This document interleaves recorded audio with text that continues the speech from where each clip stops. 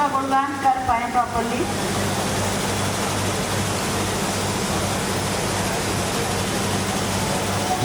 गुरु चरण सरोज रज निज मनु मुकुरु सुधार बरनौ रघुबर बिमल जसो जो दायक फल चारि विहीन तनु जानिके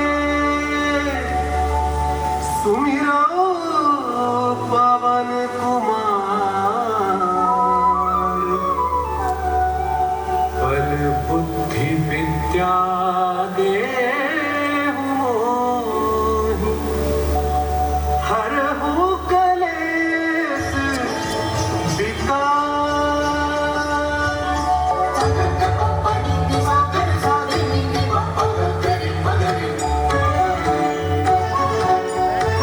माननीय गुरु के चरण की धूल जो कमल के समान है, उस धूल से मैं अपना मन जो शीशे के समान है उसको शुद्ध करता हूँ। मैं वर्णन करता हूँ रघु कुल के श्री राम का, जिनका यश अत्यंत शुद्ध है और 4 पुरुषार्थ धर्म, अर्थ, काम, मोक्ष का देने वाला है। मेरी बुद्धि कमजोर है और इसी अल्प बुद्धि से यानी अपनी थोड़ी सी बुद्धि से मैं हनुमान जी आपका स्मरण करता हूँ।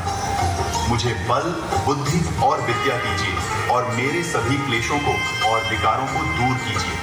जय हनुमान ज्ञान गुण सागर जय कपीस तिहु लोक उजागर रामदूत अतुलित बल धामा अंजनी पुत्र पवन सुत नामा हनुमान ज्ञान गुण सागर जय कपीस तिहु लोक उजागर रामदूत अतुलित बल धामा अंजनी पुत्र पवन सुत नामा।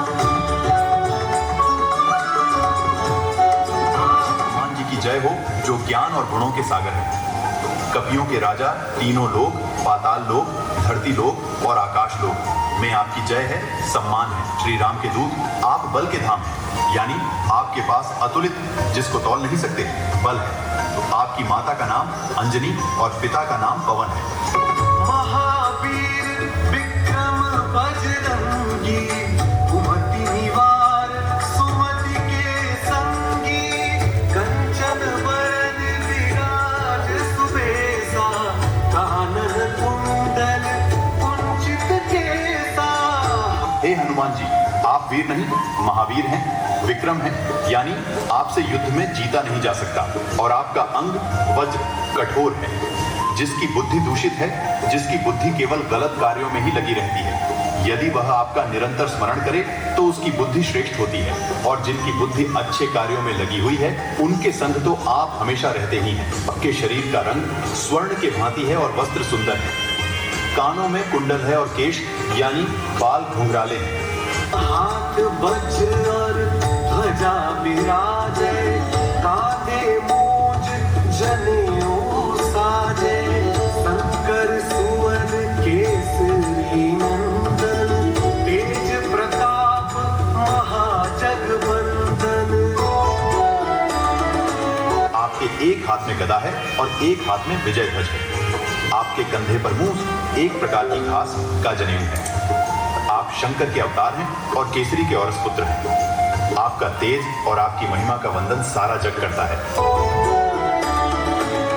विद्यावान गुणी अति चातुर राम काज करिबे को आतुर प्रभु चरित्र सुनिबे को रसिया राम लखन सीता मन बसिया। आप विद्वान हो, गुणी हो और चतुर भी हो। आप राम का कार्य करने के लिए सदैव तत्पर रहते हैं। हे हनुमान जी, आपको श्री राम का चरित्र सुनने में आनंद आता है। आपके हृदय में राम, लक्ष्मण और सीता मां विराजते हैं। सूक्ष्म रूप धर सिंह दिखावा विकट रूप धर लंक जरावा भीम रूप धर असुर संहारे भीम रूप धर असुर संहारे रामचंद्र